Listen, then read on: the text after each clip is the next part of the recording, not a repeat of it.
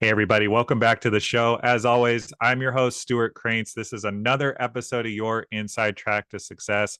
You know, we have an amazing guest for you this week. Before I introduce her, please be sure to like and subscribe. Hit that little bell notification icon so that you can get the updates. I keep saying it, I'm going to keep saying it. We are going to 2 episodes per week here before you know it. And we want to make sure you don't miss any of the amazing guests or messages that we have for you, all in the convenience of your phone, wherever you are listening to this now, be it on Spotify, Apple Podcasts, YouTube, anywhere you get your shows.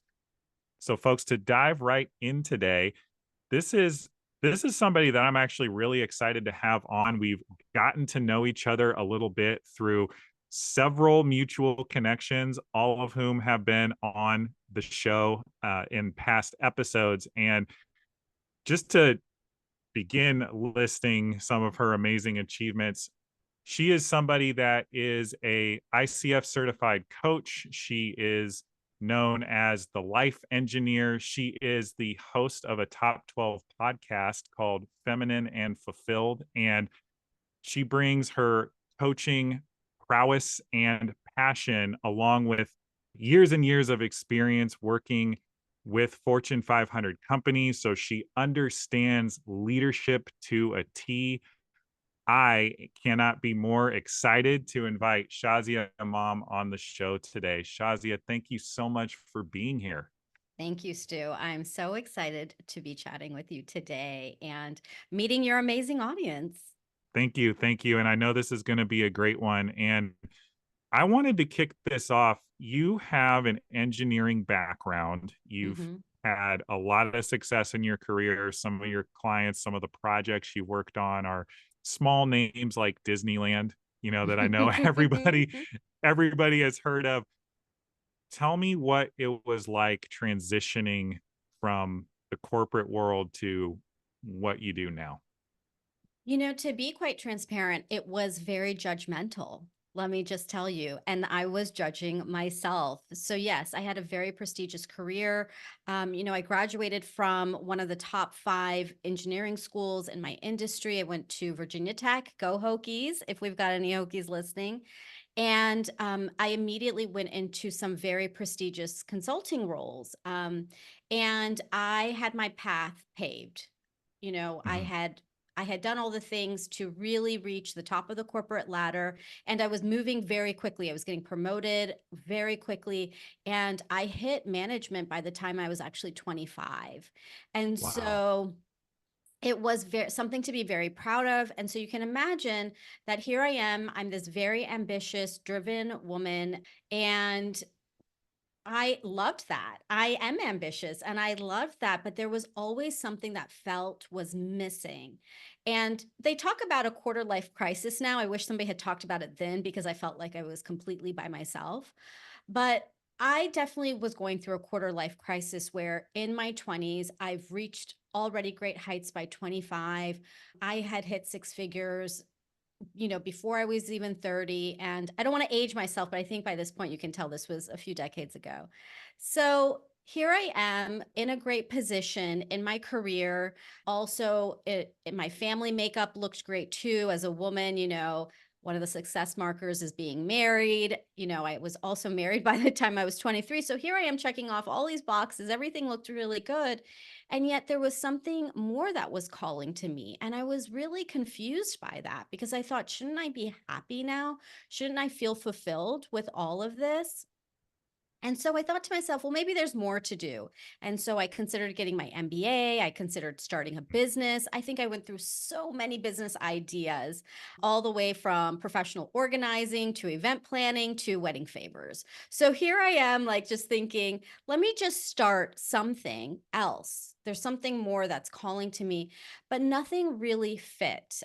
And so, as happens to many of us, when I hit a point in my life where I was going through a number of challenges where everything started unraveling, starting with the loss actually of our son. So at 28, we lost our Wow. son. Yeah. And our marriage unraveled after that.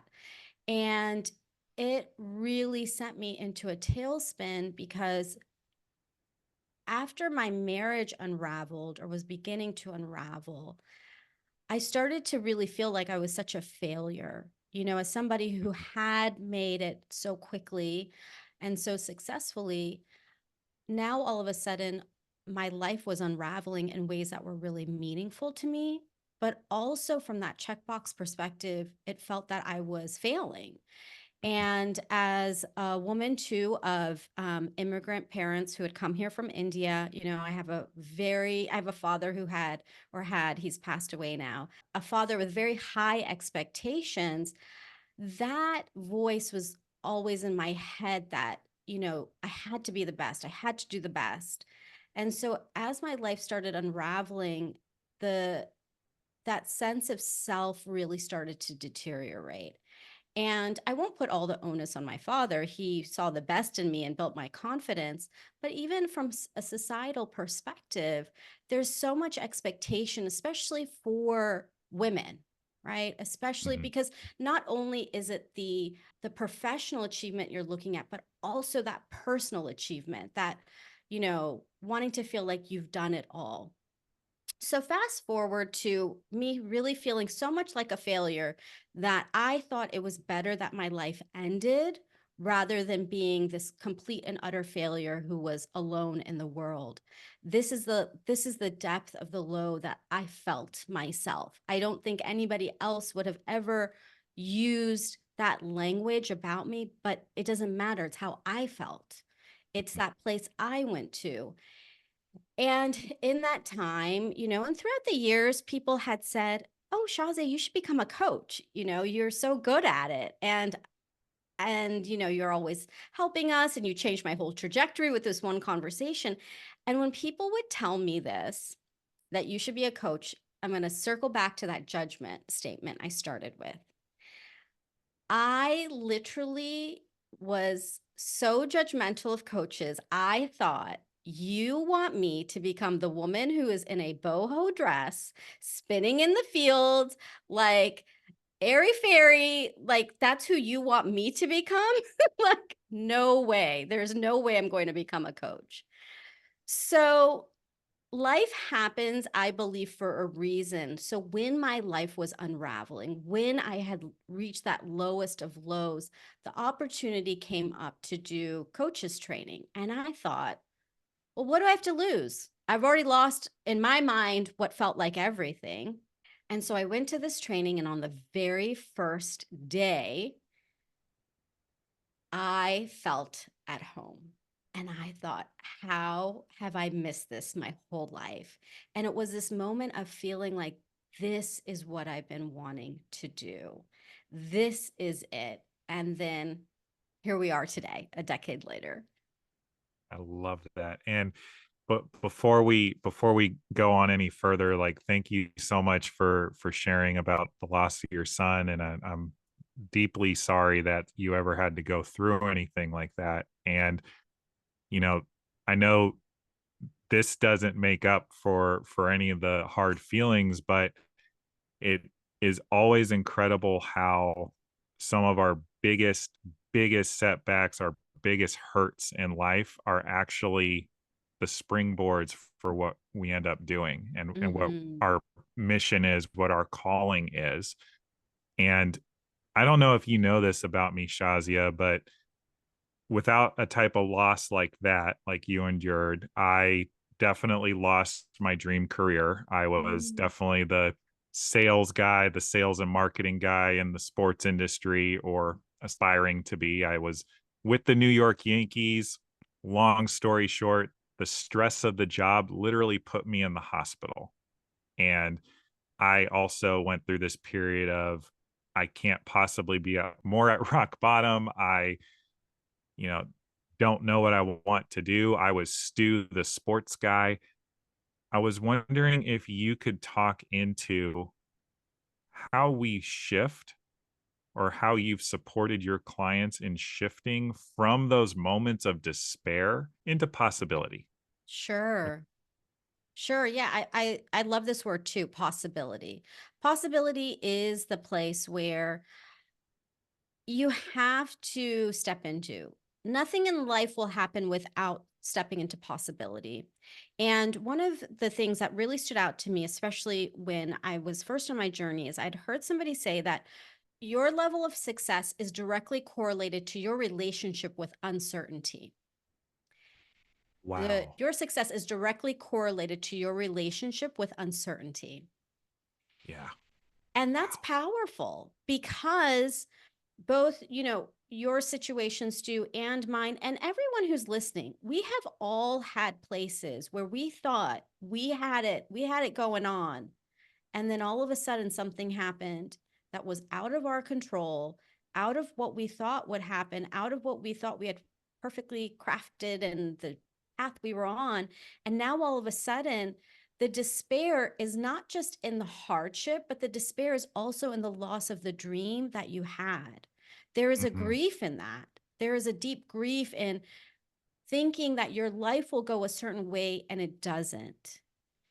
And so the only thing you can hold on to is possibility. That is the only thing, because on the other side of these very hard moments, and again, we can all go back to a moment where we can also see the evidence of this in our life, is that on the other side of those challenges, those hardships, those dark times, there has been something beautiful that has emerged too, that could have never emerged if we were on our merry way on the path that we thought was the way to go, right? Yeah. So what's very interesting about that is that possibility to me is a great word to quantify what that is.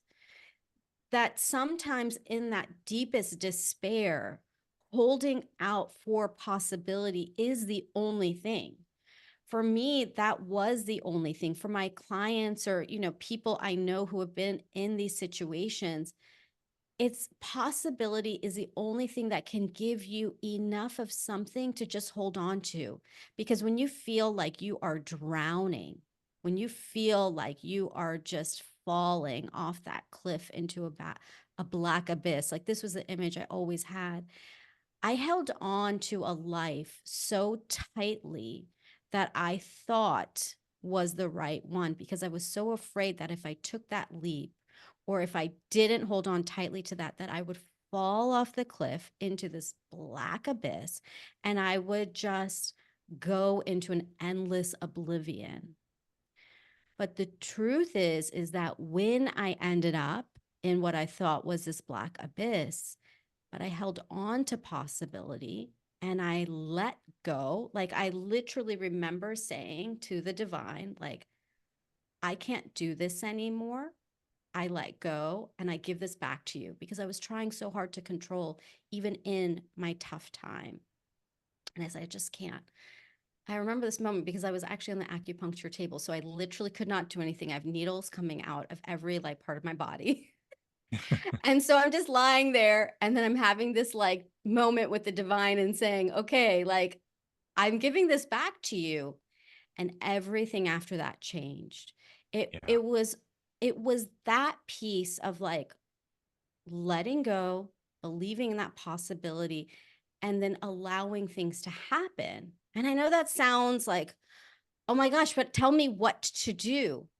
But it's actually about the undoing. It's the undoing of all of that wanting control. It's that undoing of thinking that you can predict the future, and instead allowing the universe or God or the divine or whoever it is that you feel connected to outside of this human world.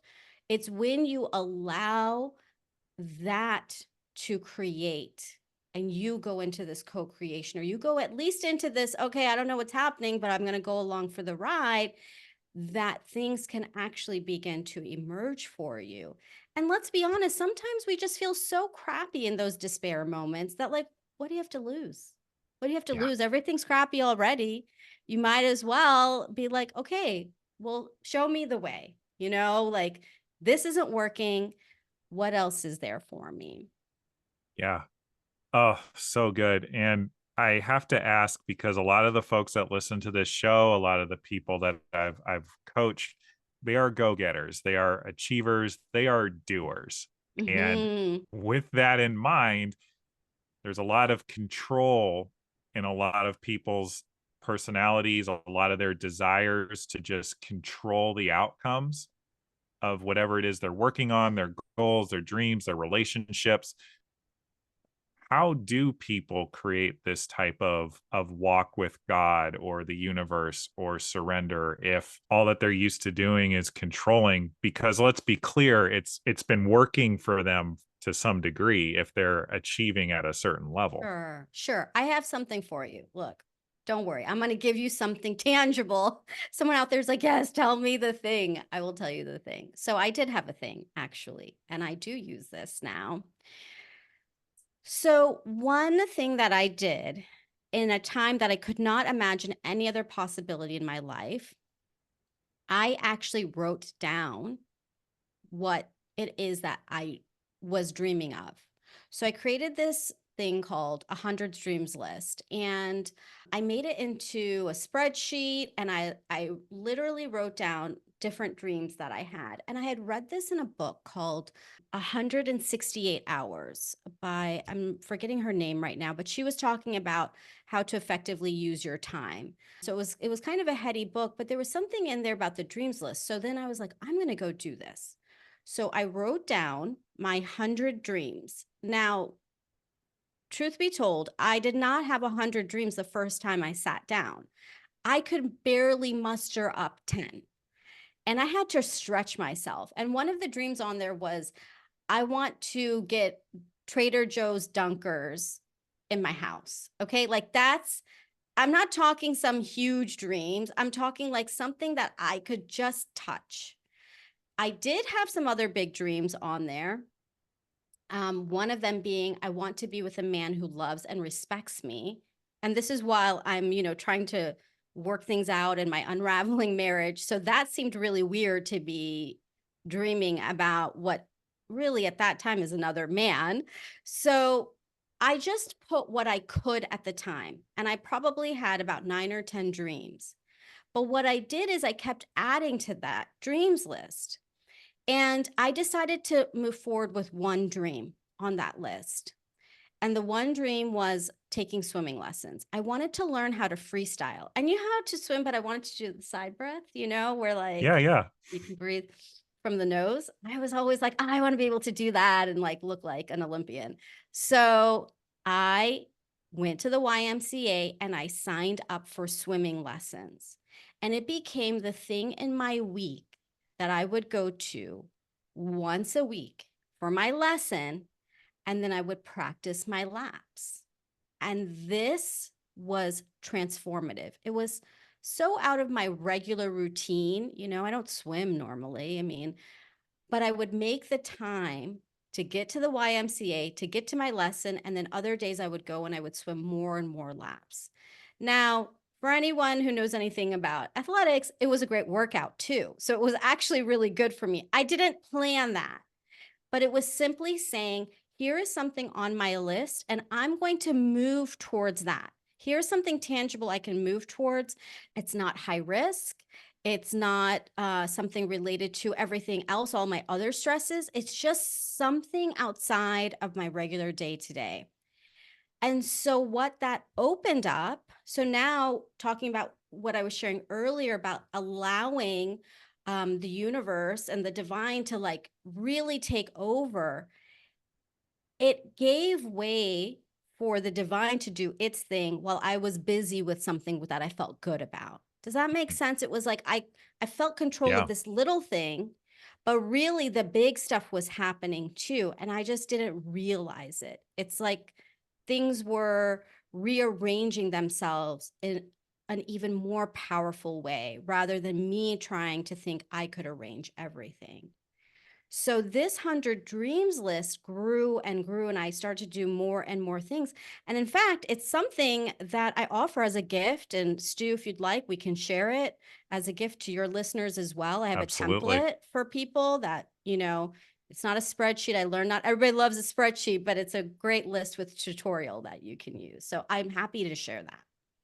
Yeah, and that'll 100% folks be available in the comment section, in the description, wherever you are finding this podcast. Definitely want to be able to get you guys going with this structure because it seems really helpful. I want to drill down a bit further with you, Shazia. So, Mhm. specifically, I love the example of, I believe you said you wanted to be in a relationship with a man who loves and respects you. Mhm. And this was while you were already married to somebody, not your current husband. Mhm. But what this brings up, and I think is important, is we all have circumstances that are, in our minds at least, preventing us from having the things that we know in our hearts that we want. Where do people begin in actually allowing themselves the permission to want the things that they want? Because I actually think that that's huge. I mean, in your example, you're married to somebody, you're doing your best to work it out, it's not working. When you have real circumstances like that, where do people begin in even allowing themselves that permission? That's such a good question, Stu, because that nuance is very important. It's very important. I'm really glad you asked me that because it's helping me to differentiate between when we are asking for something, what makes it very effective, right? So, yes, it is the permission for sure. This is a permission to ask for the thing that you want to ask for. But the nuance here that is very, very important is not being so definitive about your ask. So, in the specific example, I could have in my dreams list said, have my husband love and respect me, right? And that's what we do sometimes. We think like, well, I'm in this marriage, so have this marriage look a certain way. Okay. Now, I could have also said, bring me another man who loves and respects me, right? Because Mm-hmm. I'm so unhappy in my situation that I think the solution is, well, just bring me somebody else because that will make me happy. And that can be a dangerous place too, right? Because, Yeah. just a little side tangent on relationship talk, we want to be careful that we're not not allowing for the possibility in either scenario, right? The person we're Mm-hmm. currently with or the other person. But let me come back to this nuance right here is that what I did is I just said, I want to be in a relationship with a man who loves and respects me. Who that man is, I don't know. And I was not attached. If it was going to be my husband at the time, great. I would have been happy. I wasn't like, oh gosh, no way. There's no way it could work here. And I also wasn't just thinking of like somebody to come save me, right? Like it Correct. was a place of complete neutrality that when we're making an ask, it's trusting that the divine will fill in, right? So Yeah. I knew in my day-to-day that I didn't feel loved and respected, and I craved that. I wanted that in my relationship. So that nuance of just saying, here is what I want, but I will not place a control on it. Because as soon as we say, well, this is how I want it to look in this way, whether in my situation, current husband or some other man, then I have controlled again. The letting go and allowing for the best thing to come to me was simply saying what I desired. So, to be able to dream, to be able to express, to be able to write down what it is that you desire and allowing that to be enough is Mm-hmm. very powerful versus okay, let me try to control and puppeteer all these aspects of my life. That's exhausting and it doesn't work. Yeah. Yeah. No. No. And can I give one more example that just Yes. popped into my head? Because I think what you're sharing is super important. And I want to make sure the listeners are really picking up what you're putting down. So, what I'm hearing you say is, hypothetically, you're in a job. Maybe you like the job, maybe you don't. I don't think that that's the important thing, but you want to be making a certain level of income. Putting in a piece of control would be, I want to be making X amount of dollars at this company versus I want to be in a job that is compensating me at such and such a level. Is that Mm-hmm. is that accurate? 100%. And I would go even deeper. I think that's a great example. So again, even the money piece could be a sense of control. And I'm not saying no to asking for what you want money wise, because Sure. I'm all about being wealthy. That's a different episode, Stu. We got to Yeah, do. yeah, yeah. Okay.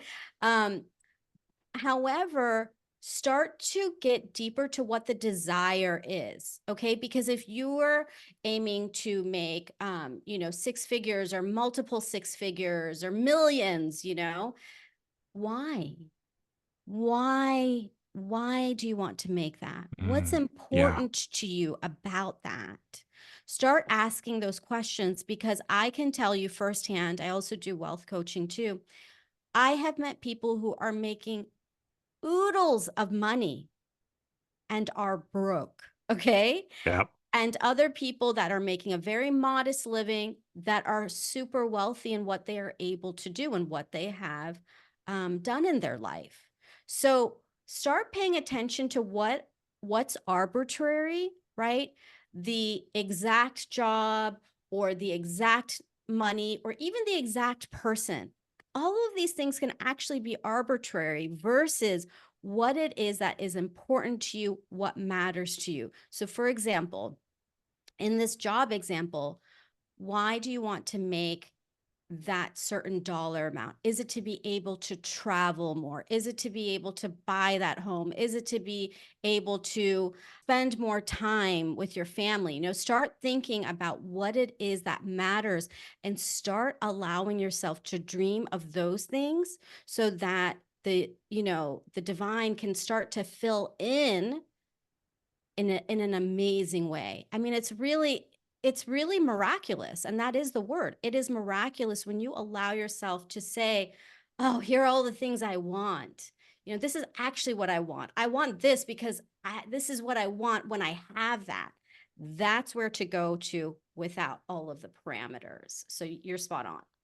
I love that. And folks, maybe just to put it plainly, and please correct me if I'm missing it, Shazia, but I'm interpreting what you're saying is we actually can't receive what we want in our lives if we are not articulating what we want to receive. Yes, yes, yes, yes, yes. Yes. Yes, definitely. Without thinking you have to put certain parameters around what that looks like, or, just letting go of the control and then receiving all the things you want. Put it out there. Put it all out there. Like, again, what do you have to lose?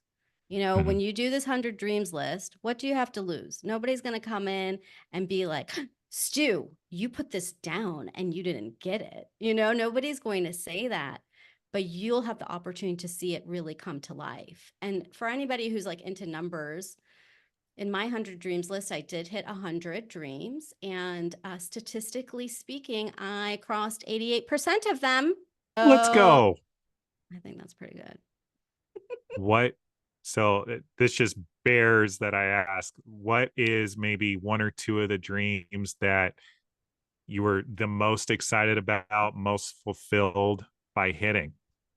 So the relationship one actually was really important to me. And you gave the spoiler alert. I do have a current husband who I love and adore that too. And He's he great, loves by the way, y'all. he loves and respects me. So and so much more. And there was another one I actually did put on there and related to our conversation, I did put on there that I wanted to be a multimillionaire. I had no idea how that was going to happen, but yes. That Congratulations. came true And too. obviously, that came through a lot of hard work and determination. Knowing that you have accomplished so much with your career, with building the coaching business, with 88 of your 100 dreams, which is amazing. What's left? Like, what are those other 12? Oh gosh, I've been thinking about that a lot recently because I've really come to a place of deep alignment, deep receiving. I love that you brought that up. And realizing that anything truly is possible, that now my next level, it's not so much a list anymore because I do feel like I've hit so many things, but it's starting to dream even more. I feel like I've hit everything. Shouldn't I be done? Yeah. But there's still more, right? There's no limit. There's even if we look at the nuance, there's a way of me even saying, well, I'm done now. That's a way of controlling, like, well, we're not done. There's more out there. Who am I to say that we're done?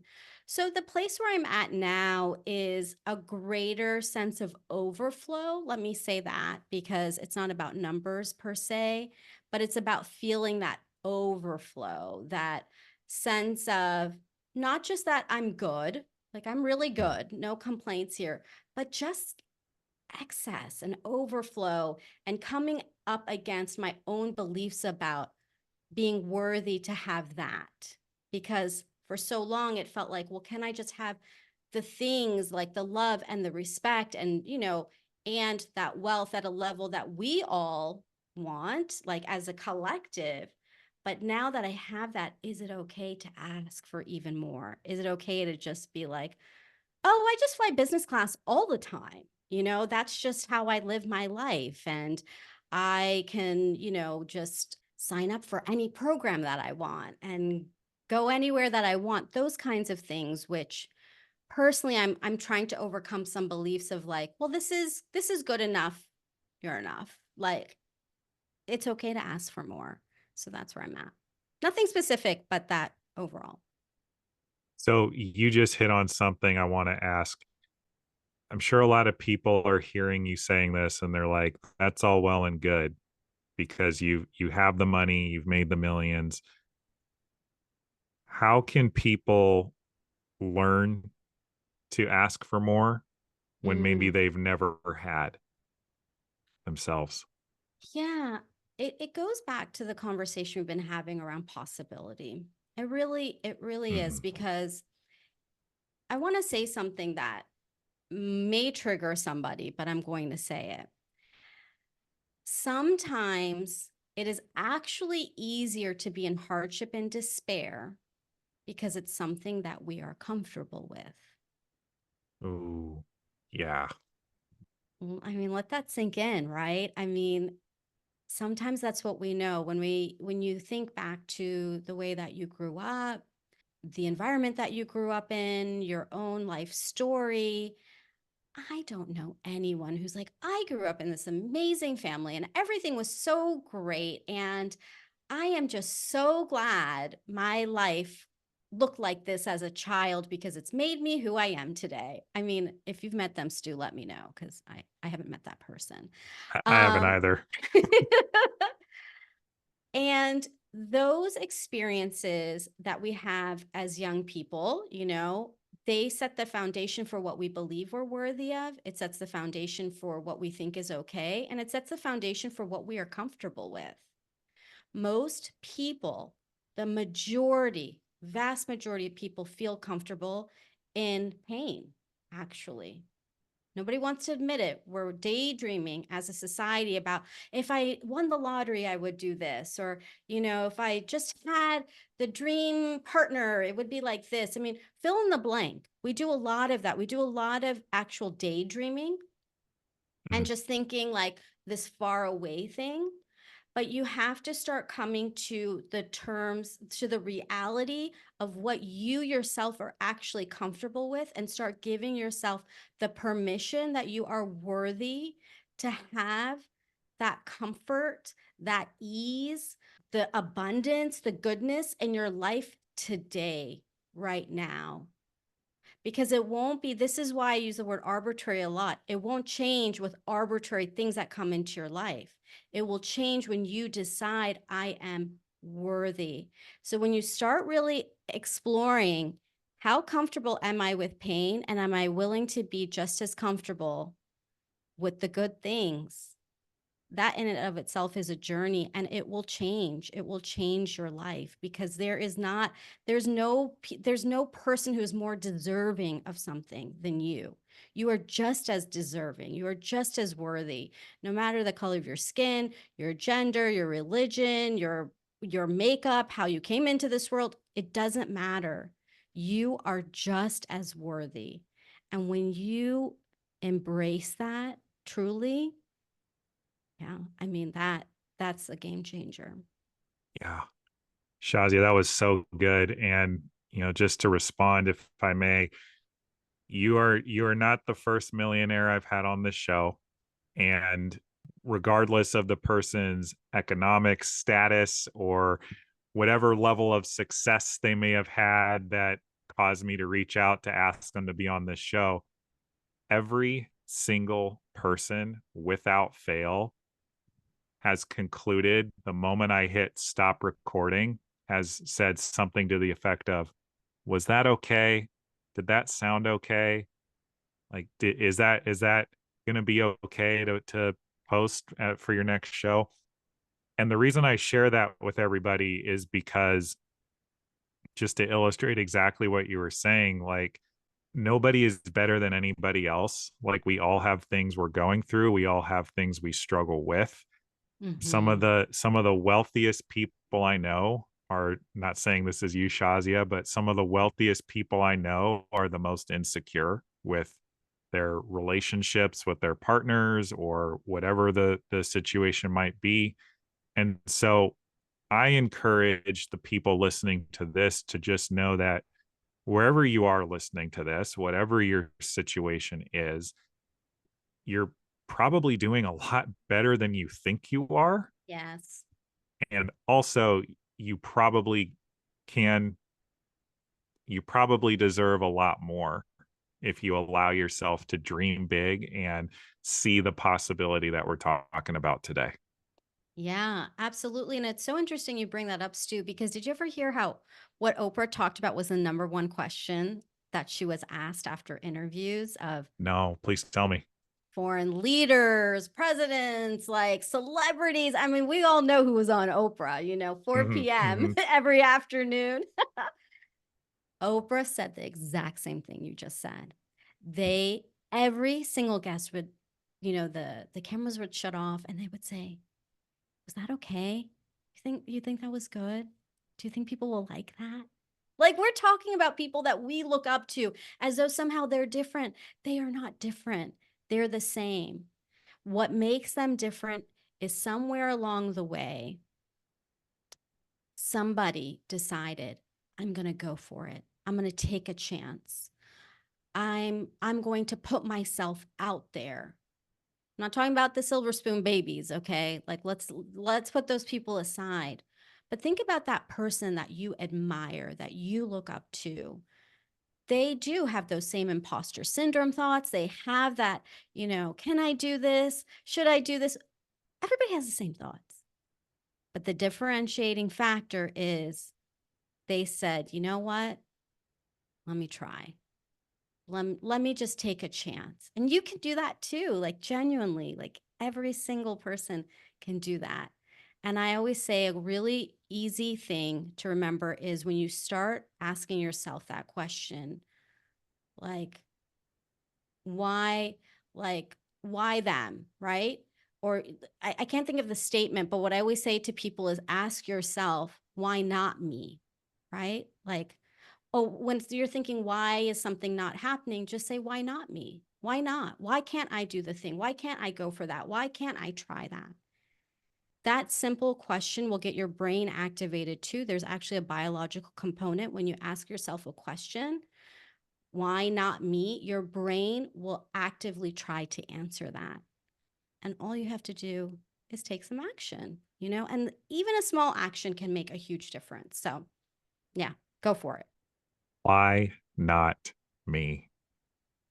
Folks, it's very, very simple. And please, please, if you got to hit pause or if you get to hit the rewind button, please listen to that again and just take the moment to answer that for yourself, because I promise you you'll learn something if nothing else. Hmm. Oh goodness, Shazia, this has been such an amazing interview. We are 100% going to have you on again down the road. And knowing that we are unfortunately running out of time, what are the best ways for folks to get in touch with you, continue the conversation offline, also just learn more about the coaching that you do? Sure. So definitely grab that gift I have for you. You can get that at thelifeengineer.com/dreams. And Stu said he'll put on the show notes. So that would be my first place. Grab that gift. It will be a great head start for you. And then we'll be connected and you'll be in my community. Another thing you can do if you just want to connect on socials is that I am on Instagram at The Life Engineer. I'm on Facebook at Shazia TLE, as in The Life Engineer. My website is thelifeengineer.com. And for whatever reason, my podcast, if you'd like to take a listen, is called Feminine and Fulfilled. Don't talk to my marketing people about that. Like, I probably should have been a little more consistent. But any which way you find me, I would love to be connected, and it would be my pleasure to see where you can go in life. I'll promise you one thing: if you're in my world, you know I believe in you, and sometimes that belief can be enough, even when you don't believe in yourself, because anything is possible for you. Shazia, this has been absolutely incredible. I know I got a lot out of today's conversation, so I know the listeners did as well. And folks, again, like, don't be shy. I have people like Shazia on this show to support you and creating the life of your dreams. So be sure to reach out, blow up her inbox, continue the conversation with Shazia directly so that, if nothing else, you can learn from, the master herself. And Shazia, this is something that I ask every one of my guests who's on as we wind this down. What are you acknowledging yourself for today? Ooh, today. Okay. Well, I'm acknowledging myself for getting some basic day-to-day things done. Sometimes that's what makes me really proud. I got my blood work done today, okay? So that I can make sure my doctor has my labs and I can be in good health, because my physical body is just as important as my spiritual and mental bodies states. Yeah, and I'm proud of myself. Like, life is still happening, and I'm doing it. Amidst all the great things, it's also the small things that I acknowledge too. Yeah, absolutely. And, for what it's worth, it is those small things that do matter. And acknowledge you for taking that on for yourself today amidst everything else that you're up to. But Thank you. Shazia, thank you so much for being here today. This has been absolutely incredible. And folks, I know that you got a lot out of this conversation too. So please share this far and wide. Please share this with somebody that you love and care about. And I would encourage you both to download the 100 Dreams list that will be linked somewhere below in the show notes or in the description, depending on where you're catching this, and do it together. Like, make a day out of it. Grab yourself a glass of wine if that's your thing, but really allow yourself to do this, because this is very clearly a powerful tool that has changed the game for Shazia and definitely can for you as well. And so, folks, as always, this has been your host, Stuart Krantz. We will be back next week with another guest or message. So please stay tuned. We'll see you there.